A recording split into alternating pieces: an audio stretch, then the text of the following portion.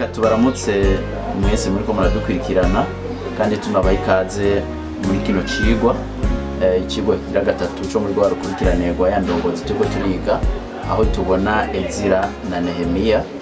Mu cigwa ca mbere twarabonye Zerubabeli na Ezira, cigwa ca kabiri turabona Nehemiya. Muri iki cigwa ca gatatu naco tugiye kurabira hamwe umuhamagaro w'Imana. Muri rwarukurikirane rero reka twongere tubashimire kandi tubarikaze. Rero abagiye gufatanya namwe muri kino cigwa jewe natanguye nitwa Misago Poncien, hanyuma reka sabe bagenzi banje turi kumwe kugira ngo wese yidodore mu kanya gato hama tuce dutera imbere mu cigwa.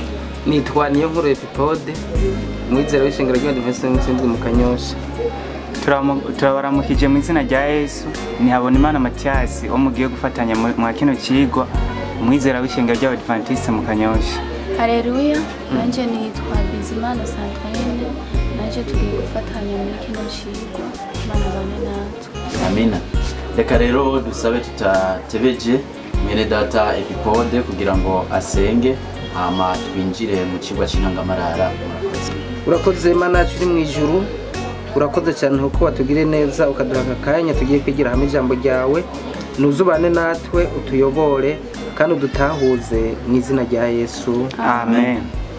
Mu buryo bwahuranije dusabe mwene data yaduteguriye kino cigwa c'intangamarara kuri uno munsi w'isabato ku mugoroba kugira ngo adufashe muri kino cigwa mu buryo bunyarukije. Nkuko mwaje kubivuga ni cigwa ca gatatu kivuga ku bijanye n'umuhamagaro w'Imana. Rero tugiye kurabira hamwe icigwa cyo kwisabato ku mugoroba.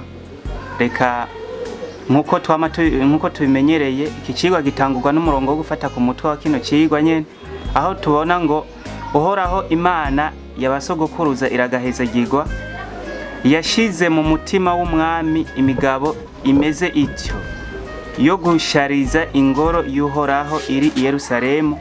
Ibyo tukaba tubisoma muri Ezira igice c'indwi ku murongo wa 27. Imana yacabwa icyubahiro. Amen. Rero mwa kino cigwa tuza kubona ingene Imana ihamagara abantu. Ahanini batangura batubaza ko mbega Imana irashobora guhamagara abantu mu gikorwa, abantu bose mu gikorwa kidasanzwe. Ni kibazo ngaha babajije, hama bakongera bakabaza ngo hoba hariho uburanga Imana yisunga kugira ngo itoranye umuntu ku gikorwa cyayo kidasanzwe. Aha baca berekana yuko Imana ishobora gutoranya umuntu ku gikorwa cyayo na cyane cyane yisunze uburanga buri kuwo muntu, kandi uburanga buza kwerekana uwo muntu icyari cyo n'icyo ashoboye. Aha berekanye neza yuko Imana ishobora gutoranya umuntu bivuye ku bukerebutsi afise, igatoranya umuntu bivuye ku bwenge bwiwe, ukurinda n'ubwira canke umwete agira mu gikorwa cyayo. Aha rero bace berekana yuko mwagwa rukurikirane rw'iki cigwa duha twiga aho berekanye Nehemiya na Ezira. Batwereka neza mwa kino cigwa yuko Ezira nawe na Nehemiya bari abantu badasanzwe bafise umwete no gukunda Imana, kandi bama bafise imigabo yo gukorera Imana. Ni nacyo cyatumye Imana mbere ibakoresha igikorwa kidasanzwe cyo kwigisha abantu, cyo kuvyura no gusanura Yerusalemu. Nkuko twize neza yuko Yerusalemu yari yagize ntiyari yasangangutse ubwo yasangangwe n'umwami yitwa Nebukadineza ubwami bwa Babuloni. Uno muhamagaro w'Imana tubona ko Nehemiya na Ezira Imana yabahamagaye kugira ngo bakore igikorwa ubwa mbere cyo kuvyura no gusanura Yerusalemu yari yarasanganguwe. Maze ubwo bakoze ivyo, kandi Imana yacibakoresha mu gikorwa cyo kwigisha abantu kugira ngo Nehemiya na Ezira bongere bibutse abantu ubugombe bw'Imana, ubushobozi bwayo n'urukundo rwayo, na cyane cyane amategeko y'Imana. Kandi tubona neza yuko Ezira na Nehemiya babishoboye kandi babishitseko, aho Yerusalemu hongeye gusanurwa, hongera gusubizwa nka kera ubwo igikorwa c'Imana cyakogwa. Ibyakoreka mu rusengero rw'Imana byose byasubiye gukora nkuko byahora. Mu bisanzwe ikigwa no kukitubwira, kandi tubona neza yuko Ezira na Nehemiya bari abantu b'umwete bakunda Imana kandi bashishikara ibyagezwe nayo. ikigwa muri make nuko kitubarira. Rero mwese mwadukurikiranye, reka Imana ibahe umugisha kandi ibandanye kubakomeza mu izina rya Yesu. Amina. Nagize ikibazo muri iki kigwa, abo turi kumwe murashobora kumfasha. Murabona batubwiye yuko Imana ishobora guhamagara abantu yisunze impano, guca bugufi, ishaka n'ibindi. Uno munsi rero hari igikorwa Imana yahamagaye amwe abantu cyo kubwiriza ubutumwa bwayo. Ikibazo rero benshi bakunda kwibaza ni ryari umuntu yomenya ko Imana yamuhamagaye, canke hari abo uno munsi yahamagaye n'abitahamagaye.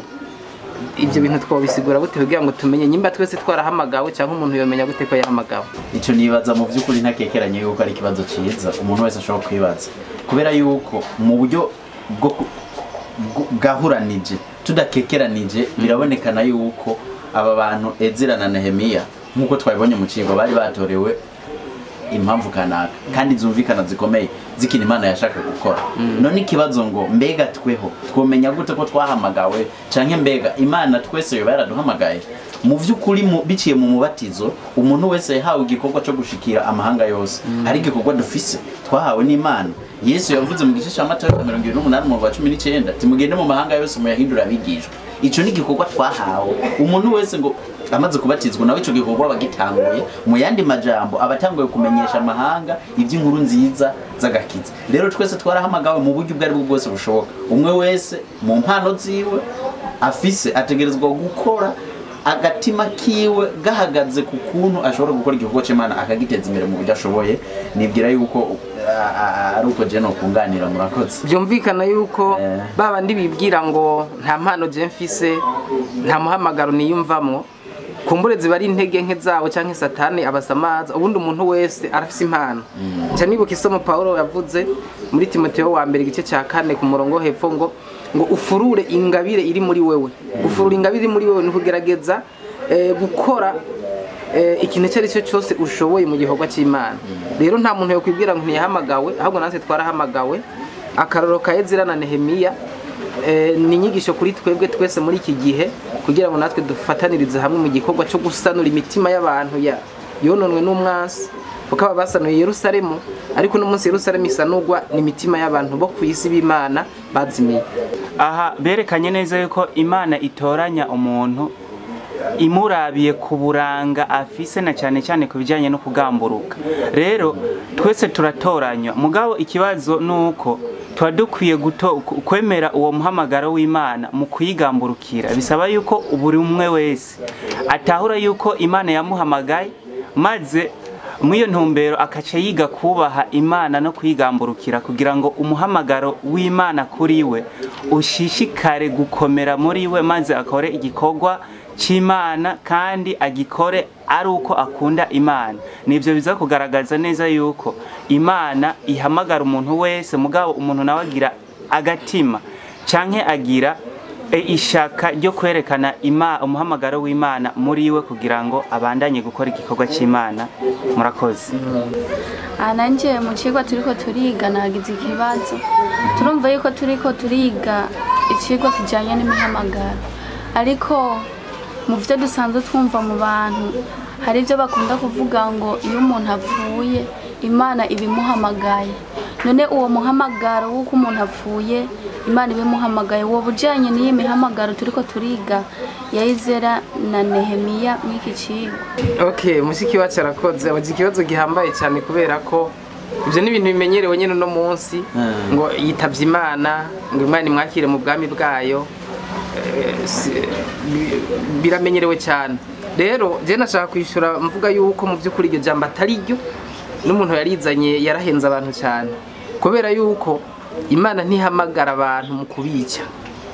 Mu isanzwe urupfu rwabayeho kubera icyaha, umuntu apfuye bayitavye urupfu, ntaba yitavye Imana. Imana ihamagara abantu mu kubica, kuko amajambo ari muri Petero wa mbere 4 aratomoye cyane, avuga ngo ariko mweho mu bwoko bwatoranijwe, mwatoranije kuba ihanga ryera, ngo kugira mukwize ishimwe ry'yabahamagaye ikabakura mu mwiza ikabashikana mu cyo wayo utangaje. Urumva muri iyo somo icyumviro gihambaye n'icyo kwerekana uko Imana ihamagara abantu cyangwa itoranya abantu kugira ngo bakwize ishimwe ryayo. hari n'ayandi majambo kandi ari muri Matayo 22 umurongo wa 29 mu kiganiro Yesu yagiranye n'abasadukayi bariko baramubaza ibyo kuzuka yababwiye ngo ntaho murasoma yuko ngo ndi Imana ya Aburahamu, Imana ya Isaka, Imana ya Yakobo. Aca yongera akajambo ngo Imana si y'abapfuye ni y'abariho. Ivyo byose byumvikana yuko igihe umuntu apfuye aba yitavye urupfu ntabayitavye Imana, kuko urupfu niko ruba rumwakiriye kubera urupfu rwabayeho kubera icyaha. Ubundi abantu Imana ihamagara nabi bishize ku gikorwa cyayo nka Ezira na Nehemiya, Aburahamu n'abandi kugira ngo bakore igikorwa cyayo. Rero iryo jambo abantu bashize mu mutwe bari bakwiye kwimenyereza kuri heba gushika naho rizofudika mwisi gose kuko ni jambo ridahuye na Bibiliya nuko no kwishura. Ego cyane nanje ndafise inyunganizi ku ico kibazo nyene kuko ico kibazo ni kibazo gihambaye cyane aho uzobona mbere mu mashengero atandukanye ubu hagezweho n'igihe cyo guja gusomera misa umuntu yapfuye berekana yuko Imana yamuhamagaye mbere baja no kumusabira kugira ngo Imana ishishikare kugira ante kumweza no mu kumwakira mu bwami bwayo. Ariko iyo sinyigisho ya Bibiliya yerekana neza yuko igihe umuntu apfuye abapfuye nyene. Ariko kwa kino cigwa bivuye ku iki kibazo cya mushiki wacu, ikigwa cyerekana umuhamagaro w'Imana. Rero Imana ntihamagara abantu bapfuye, ahubwo Imana ihamagara abantu bazima kugira ngo ibakoreshe igikorwa cyayo nk'uko twamaze kubibona ingene Nehemiya na Ezira Imana yabahamagaye kugira ngo bagende gukora igikorwa cyayo. Aha hari uburoro bwinshi Bibiliya yerekana ku bijyanye n'umuhamagaro w'Imana ku bantu. Aha usomye mu byakozwe n'intumwa mu kigabane c'9 tuhabona ingene Imana yahamagaye umugabo yitwa Sawuli kugira ngo imukoreshe igikorwa cyayo. Turabona neza yuko Sawuli nawe yari umwe mu bahiga ubwoko bw'Imana, mugabo Yesu aza kumwiyereka aranamuhamagara kugira ngo amutume amugire umwigishwa wiwe. Turabona n'ubundi burorero nka Aburahamu Imana yaramuhamagaye kugira ngo imukoreshe mu gikorwa cyayo. Mose nawe nyene Mose yaramuhamagaye muri buki gihe yari aha yaragira intama hariya mu bugaragwa ku musozi. Mose aha ari kuwo musozi abona ngo igisaka caka mugabo kidatemuka, maze Imana iramwiyereka iranamuhamagara imubwira imuha ubutumwa bwo kujya kugirana bwo kujya gukura Abisirayeli bari mu nyagano mu gihugu cya Egiputa. Ngerageje kunganira nanje gato mu gice cya 9 cya Matayo 9 muzobona Yesu abwiye uwitwa Matayo yatoze ikori ati nkwirikira. Umuhamagaro w'Imana nukumenyesha umuntu yuko ari mu kibanza kibi. Imana ikamubwira iti nkurikira uve muri ico kibanza ibimuhamagaye.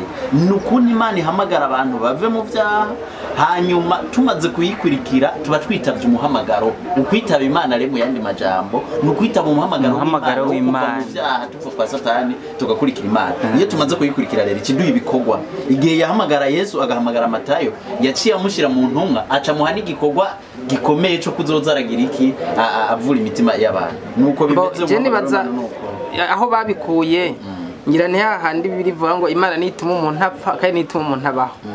Kandi hari n'abavuga ngo urumva ngo Imana niyo yageneye umuntu iminsi yo kubaho, ngo urumva ngo yapfuye ngo niyo ibi bikoze. Ega amasomo arahari mugo nibaza ko habaye kwitiranya. Iyo bavuze ngo Imana nituma umuntu apfa kandi nituma umuntu abaho, birumvikana ubwa mbere niyo yamuremye. Hanyuma kuba ari yituma apfa ni kubera yuko icyaha kimaze kuza urupfu rwaciye ruza. Imana rero yareretse urupfu rurabaho kandi irarureka ruragira uburenganzira bwo gutwara abantu. Imana ivyira bireka bikaba mugo ntibisigura ngo iyo umuntu agonzwe n'Imana iba yazanye imodoka imugonga ngo imumene umutwe. Umuntu ngo bamurashe ngo n'Imana iba yarungitse abamurasa. Ahubwo ivyo kubera icyaha cyabayeho Imana yararetse biraba kubera yuko izi yuko abo bantu bariko barapfa bagirirwa nabi batwagwa n'urupfu. Nyimba bizeye Imana irazi yuko yabateguriye ubundi buzima, nico gitumireka bikaba. Mugo ntibisigura ngo niyibaca imitwe niyibarasa niyibicisha ingwara. Nico gituma ico cyumviro cy'uvango urupfu yahamagawe n'Imana mu bisanzwe tubivuze mu majambo yumvikana. Ni icyumviro cyavuye mu bupagani hanyuma kiraza buhoro buhoro abantu bose basanga bamaze kucakira.